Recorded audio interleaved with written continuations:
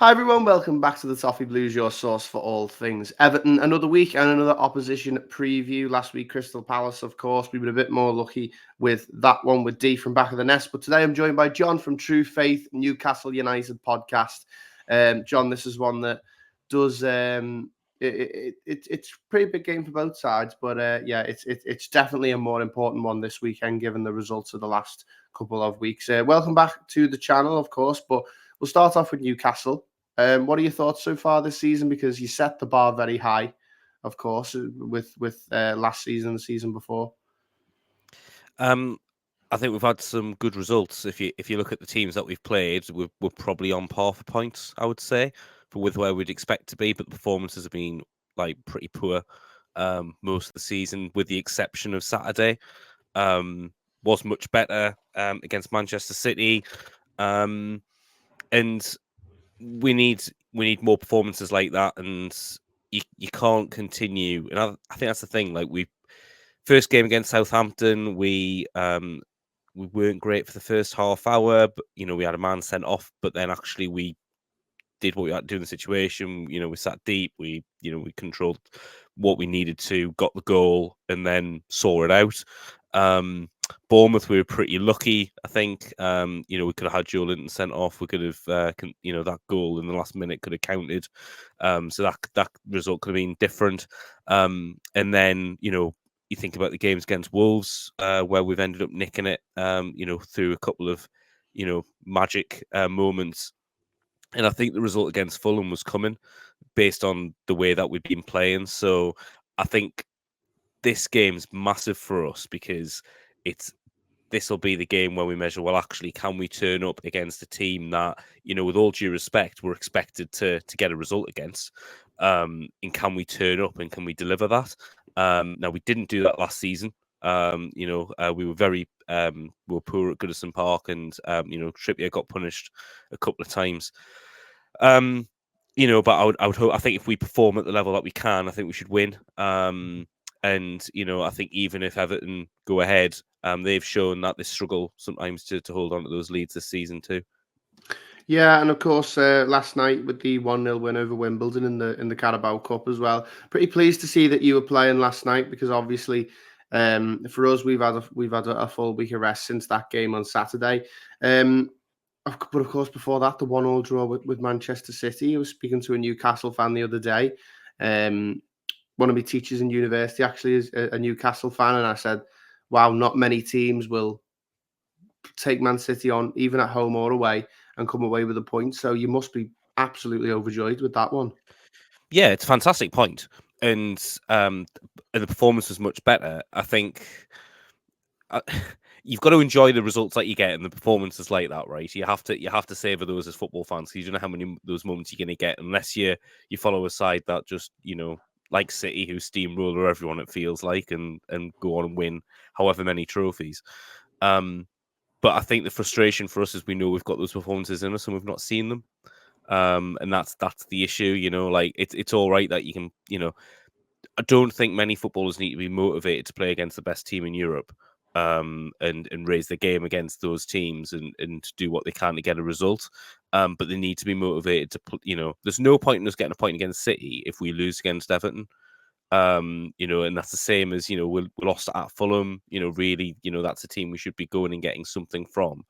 If we've got the aspirations that we're meant to have, which is to be certainly qualifying for Europe, but probably need to qualify for the Champions League if you want to keep the hold of the likes of Bruno, Isak, and Gordon. That if you want to keep hold of those players at that level, you need to keep Champions League football there. And some of these players are not going to hang around if we scrape into Europe even. So there is that end of it that look, I'm buzzing with the point, I'm buzzing with the performance, but we have to see more of it. Otherwise, it was a waste.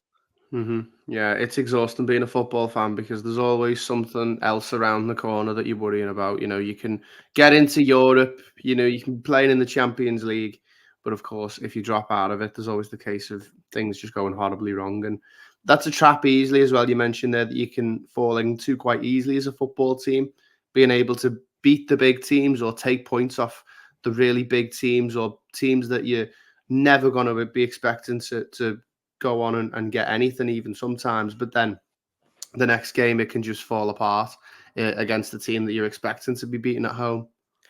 And just on that, if you look at like the last time we got relegated from the Premier League, some of the games that we won were against that, that's big six, as people would refer them to. The last game of the season, I know we were already down, but we beat Spurs 6-1 at home. I think we'd beat Man United that year at home as well. Like, we got some massive results, but the problem was we didn't turn up every other week and deliver the performances that we could. And we had a squad that was capable of it, and that's the key, really. Like, you've got to turn up and perform consistently, and ultimately the results should then follow.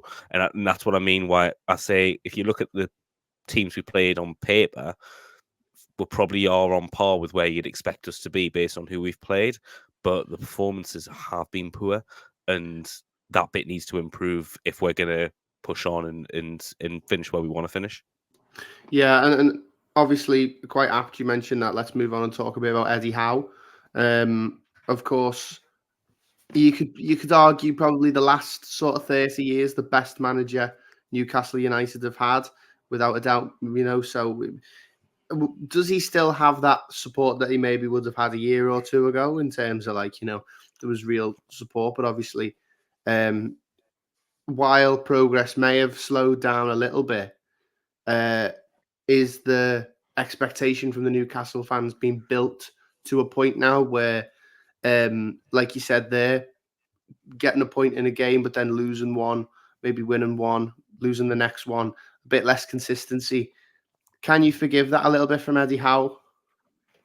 I think it's hard to say that he's been back this summer, or that he was backed in the previous one. Now, I know we've got, I don't need to talk to you about PSR and the impact that can have on a football club.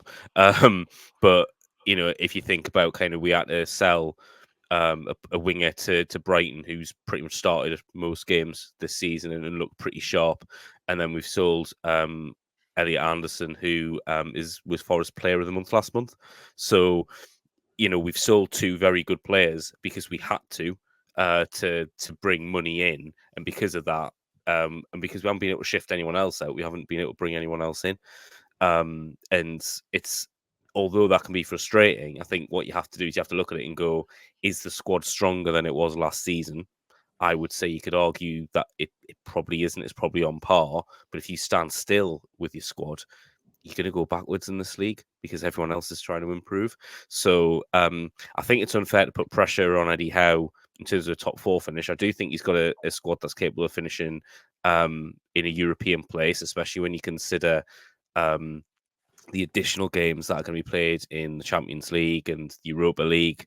So actually, those teams playing in Europe is going to have a bigger impact on them. We haven't got European football this year, so that should help. But your question was about Eddie Howe, and does he retain a lot of support? I'm not hearing many outside of social media, which one minute he's God, and the next minute, he's the worst thing because of a result or a team he's picked or whatever it is. I think on the terraces, I still think that most people do have that faith in him. I think what I've seen from him this year is I feel like he used to get a lot of criticism about being too loyal towards certain players, and I think some of that's gone. Like, his post-match comments last night. So I mean, I was at the game last night against Wimbledon, and look, we did what we needed to do. We turned up. We got it was a comfortable 1-0 win, is how I'd describe it, Steve.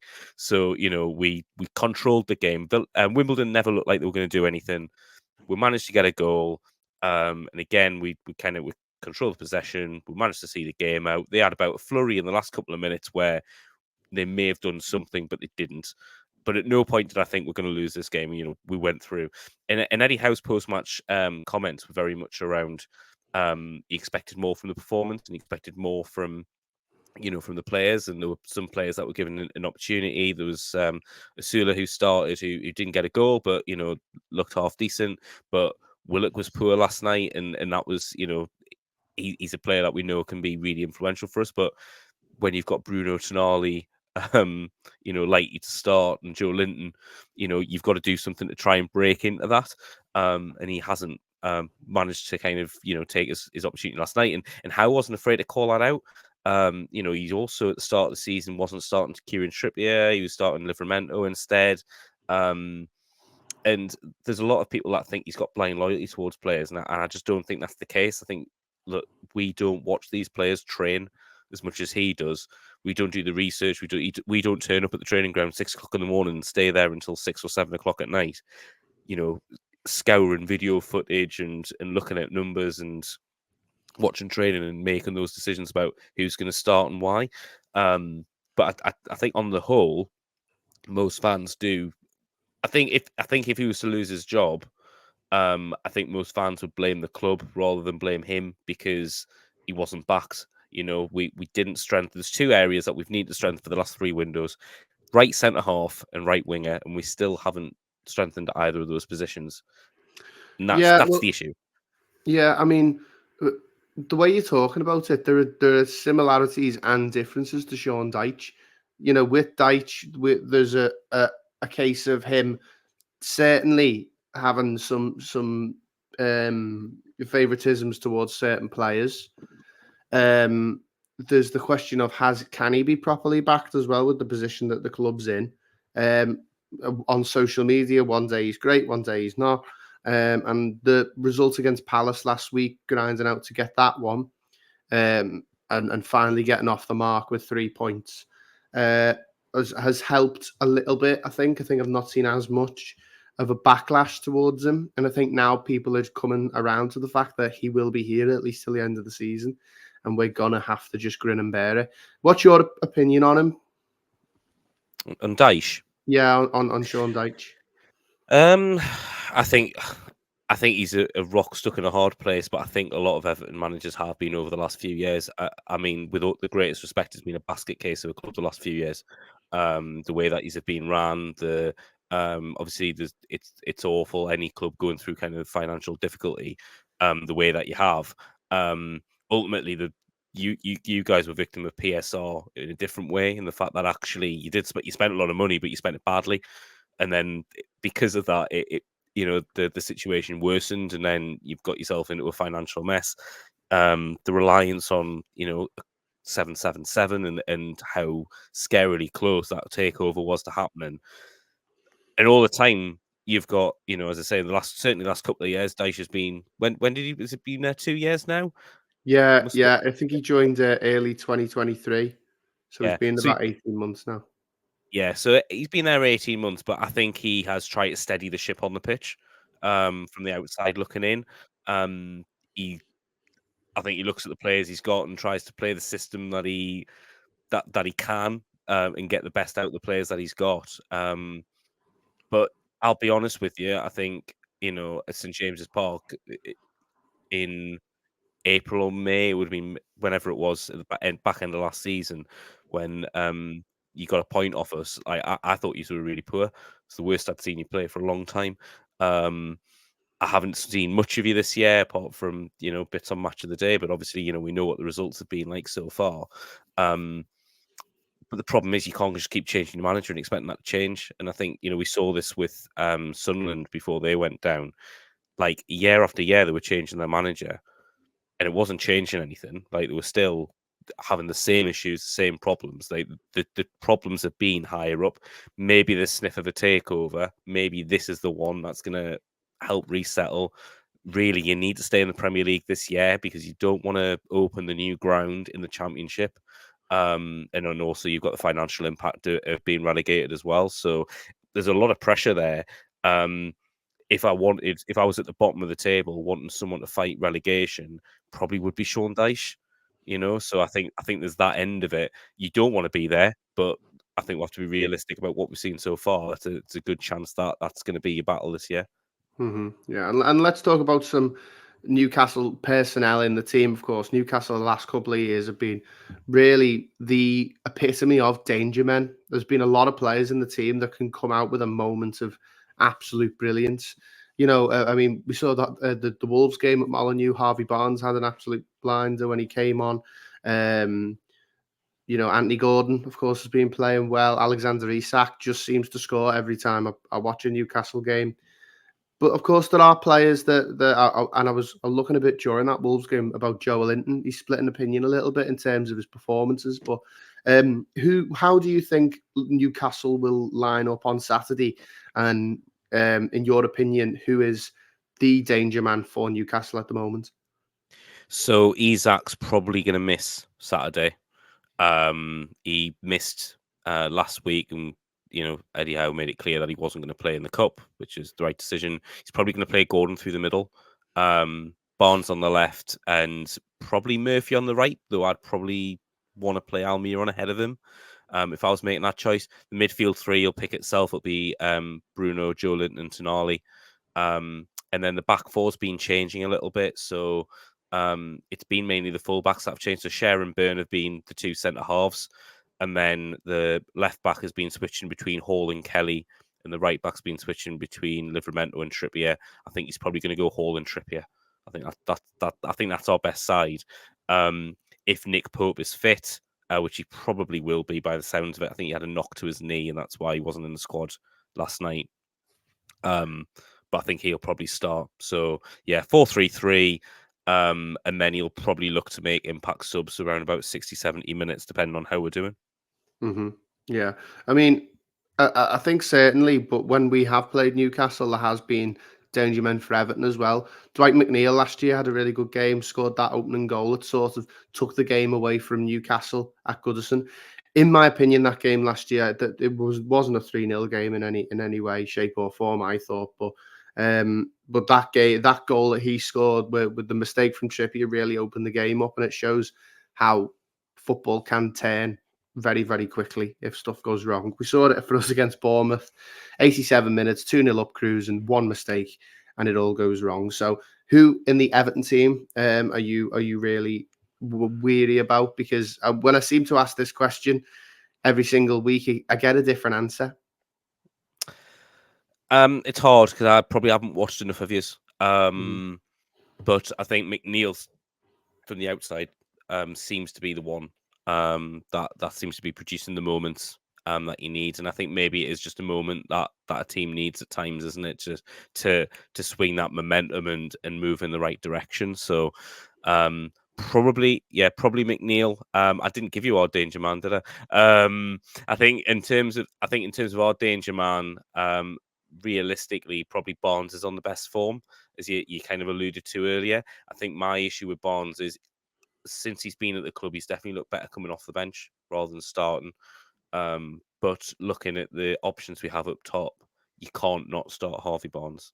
He's had a Now, funny career, yeah. hasn't he, Harvey Barnes, in the Premier League, because he seems to have been around for a while. Newcastle seems to be a good player for a good place for players to go and really kick on a bit, and play in front of supporters that are very passionate about it and manage to go. If you can go on a run of 5 good games at Newcastle, it feels like a lot of the players seem quite unstoppable. And Harvey Barnes is one of them that I think maybe a few years ago you were looking at going, is he going to be Premier League quality when he was at Leicester? And now he's gone to Newcastle. One that I wasn't expecting to happen as well, with the position that Newcastle were in at the time, really starting to play well. I thought they'd go for more players from Europe or players that are a bit more high profile, but he just seems to have come in, and he's one that I wouldn't have expected really to do as well as he has the last couple of years. I think, yeah, he had a bad year last year because he was injured for about 6. He started his first game at Sheffield United away, which was the game we won 8-0, and he got injured before any of the goals went in. He had like a really innocuous injury under his toe, and he was out for about 6 months. So that really set him back. He also joined kind of during pre-season, hadn't really been training with Leicester before he came to Newcastle, so he didn't get that kind of Eddie Howe pre-season. And if you think about kind of when Gordon joined Newcastle, he didn't really set the world alight in his first 6 months. It was after he'd been to the under-21 Euros. He then came back for pre-season, and like after a week, and he just, he grafted, but he worked hard to get himself up to speed. And he spoke about the difference, like the jump and what was expected in training compared to what he'd been doing before. And I don't think that was about slighting Everton. I think that was just him saying, look, this is the different environment that I'm in. And I think we're seeing players who join Newcastle who don't hit the ground running straight away, because it is, what they're expected to deliver in training to make sure they deliver the right performances on the pitch. It is a jump. So the difference with Barnes this summer is he's had a full pre-season. We also did we always try and do like a bit of an opposition view when we sign a player. And Alex, who runs our podcast, he interviewed a Leicester fan, and he basically said he couldn't use the content because it was this Leicester fan basically said, well, all he does is score goals and make assists. Now we thought that was hilarious when he said that, because we're like, well, what do you want from a winger? Like, surely you want assists, you want goals. But you can kind of see what he was getting at, because sometimes, does he actually, where it matters, does he dig? Does he run back? Does he put his all in? Does he kind of dig in when it's tough? We probably haven't seen enough of that. It doesn't mean that he can't be coached to get to that stage, but I think they've been the questions, and that's why you've seen him more used, I think, as an impact sub rather than just kind of being like starting more regularly. Yeah, and of course, it's a really important game for both sides. For Everton, certainly, to take that form that we had last week, and for Newcastle to start a challenge at the top. Stick a bit of a gap in between the teams, sort of around 6th, 7th, 8th, and mid-table. And I think this will be an important one for Newcastle. But I want to get a score prediction, and also it could be also the last time that Newcastle United visit Goodison Park. So I just want a bit of a retrospective from you and your opinion of the stadium before we leave it. Right, okay, I'll do the stadium bit first. I'll get that out of the way. So I've been to Goodison Park a couple of times. Once I was sat like 2 rows from the front, so you just kind of old, you say old stadium, like raucous atmosphere, whatever. Lost, of course. And the second time that I visited Goodison Park, I was nearer the back of the away end, and I couldn't So you see a couldn't thing. see anything. So it was the last game of the season. I want to say 2008. Michael Owen scored a penalty for us, and I had to choose whether I was going to watch him strike the ball or whether I was going to watch the net to see whether the ball went in. That's how bad it was in terms of where the pillar was and everything else. So look, I think it was well due a stadium upgrade, but I really hope you manage to retain that atmosphere. I think it's really important there's a lot of talk about what Newcastle are going to do in terms of their stadium situation. And I think there's 2 things. One's location, and the second one is, can you retain the atmosphere? I think with Goodison having it Albert Dock, pretty near the city centre, I think that's a fantastic thing. And I think the second thing, of course, is the atmosphere, and can you retain that in that new stadium? It's going to be hard to do that because look, we all know with a new stadium, there's going to be a lot of corporate, there's going to be tourists, whatever else. But you want to try and retain as much of that atmosphere as possible. In terms of a prediction, I've been swinging on this one. I'm going to say 2-1 Newcastle. I think we'll just do enough. I'd like to say that I think we'll perform better. I don't think we'll be as good as we were on Saturday, but I think we'll play well and we'll look like we're performing well. And I think if we do that, I think we do win. I think it's as simple as that.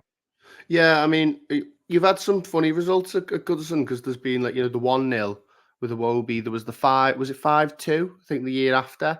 There's been Possibly. the 3-0 obviously last season where you lost. So you never really know what to pick for this game, and it's probably a gambler's nightmare, isn't it? Because you never quite know what you're going to get. And then, of course, on coming towards the end of the video, we'll do our quiz. Just before I do the quiz with John, of course, I'm going to start asking now, before we do the quiz, players who've played for both Newcastle and Everton. So get them in the comments section down below, and then after the quiz, I'll reveal some of the answers that you could have had. So, John, cast your mind back to the 13th of May 2012. It's mainly remembered in football for one big moment. Yes. Which was Sergio Aguero's goal. But Everton beat Newcastle 3-1 at Goodison Park on that day as well. What I'm going to ask you to do is name as many of the Newcastle starting lineup as you can from that day. I think D last week with Palace, I think he ended up getting about 9. He did quite well. That's really there was good. A couple in midfield that he was missing out, but I'm going to have to start keeping count now and making a little leaderboard. But in terms of my generation, this is a really this is quite a memorable Newcastle team, bar 1 or 2 players. So yeah, I'll kick you off with. Can you name the goalkeeper? Goalkeeper would have been Tim Krul. Yeah. So you're off the mark. You've broken your duck there. So going into midfield, there was four. It's a 4-4-2. Very simple. I think Pardew would have been the manager back then as well. So Yes. Yeah. we'll try and go from right to left. If you need to pass any and come back at the end, we can do that. Right. I'm gonna go. No, hang on. He left by then. I could do your centre midfielders. So it would have been Cabaye and Tiote in the centre of the midfield. Yeah. Who would be Jonas Gutierrez? Yeah. So you're on 4. And the other side of the midfield. I'm trying to think Had who would have played. a really big resurgence on football Twitter the last couple of weeks. Oh God, there's pressure.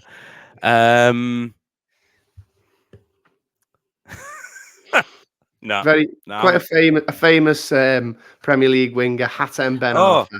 Oh, of course. Oh Yeah. Christ, yes. Of course. So we'll keep you on you're on 4 at the minute. Can you do any defenders? Because there's one that certainly split a bit of opinion with Newcastle fans. I think he's a Newcastle local as well. Stephen Taylor. Not Stephen Taylor. He might not be actually. Ryan Taylor's an English one. Ryan Taylor. Not any of the Taylors, but he was an English centre half. Okay. Oh, because I'm trying to think. Because you got Mike Williamson. He would have been playing, yeah. Yeah. And then was Danny Simpson? Was he playing? No. Oh, okay. No Danny Simpson. One that you could be forgetting. This is the one that I would be least likely to get.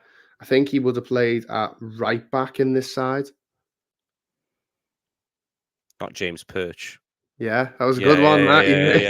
Yeah. You showed your knowledge there. And then sorry, Percino is what he was called. Yeah. Colaccini would have been in that side as well. Yeah.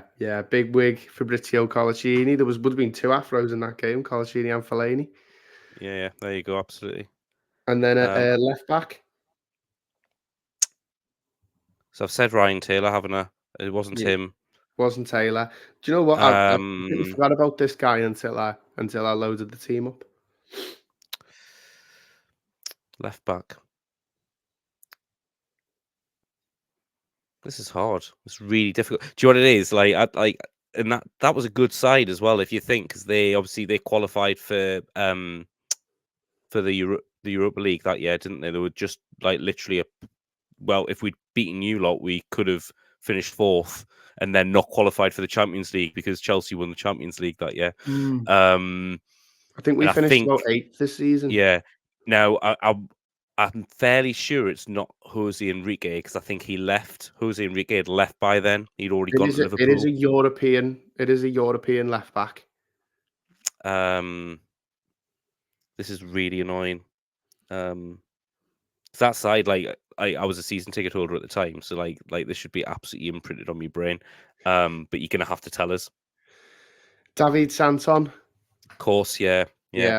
So you're currently on 8. Sorry, you're currently on 7, but of course the 2 strikers, very famous. Bar and Cisse, yeah, definitely Bar and Cisse, yeah. So John, you finished on 9. I think I'd be perfectly happy with that. I think it all depends on the year you get, really, because this year would have been perfect for me. But of course, give me anything sort of pre-2008, and I'm struggling. Can you do any subs? Because there's one who you did mention in the thing who was a sub. Right. So I mentioned Ryan Taylor before. Yeah, he actually came on in the 45th minute, so I probably should have given you that one. Who else would have been on the bench? Steve Harper would have been on the bench as goalkeeper. No, there was a different goalkeeper on the bench. And I'm now gonna fret. I'm gonna say Jack Annick. No, it was a bit too early for Jack Annick, I'm afraid. That's annoying. That's really annoying. Rob Elliott. Yeah, Rob Elliott it was. Yeah. There's also 2 Frenchmen on the bench, and this Marveau. was sort of when Marveau, was one of them. Yeah. It's too early for Gouffran. We hadn't signed him yet. We hadn't signed Sissoko yet. So it would be neither of them. Who's the other Frenchman? Former Manchester United. Gabriel Lobertan. Yep.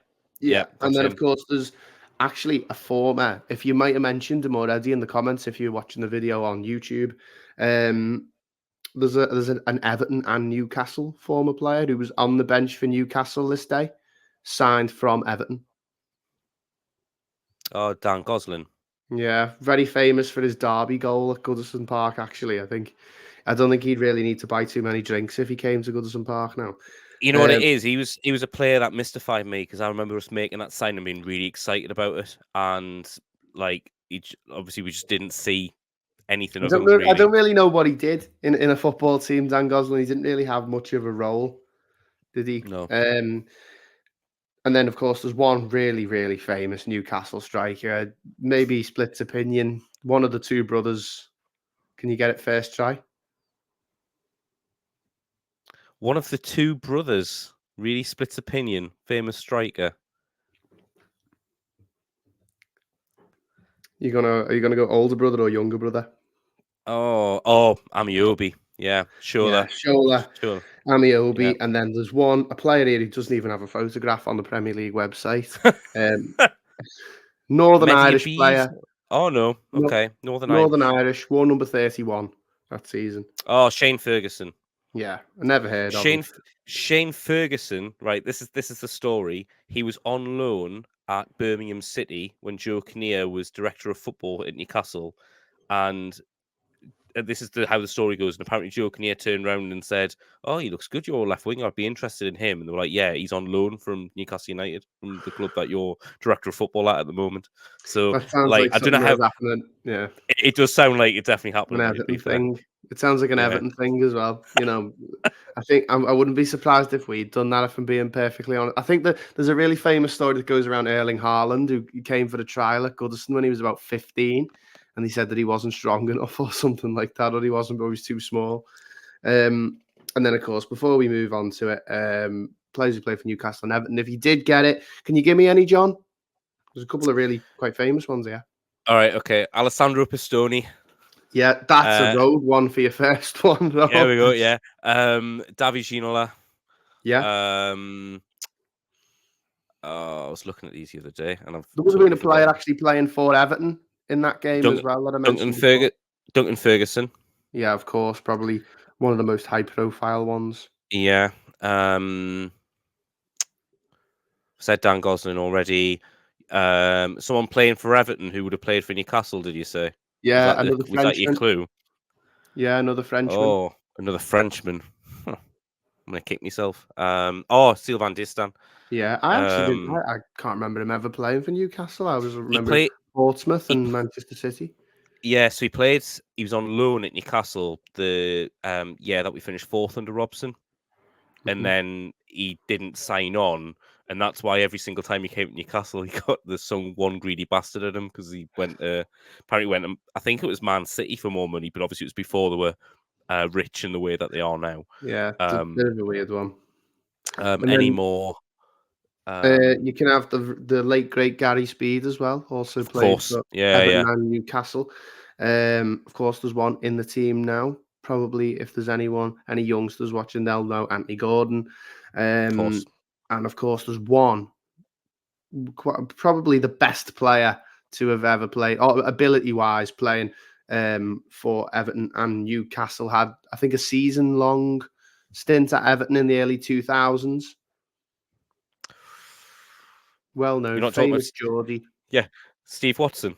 Steve Watson's one of them. I wasn't expecting you to say that. I was that wasn't the one you were going on about. I wasn't expecting you to say that at all. Yeah.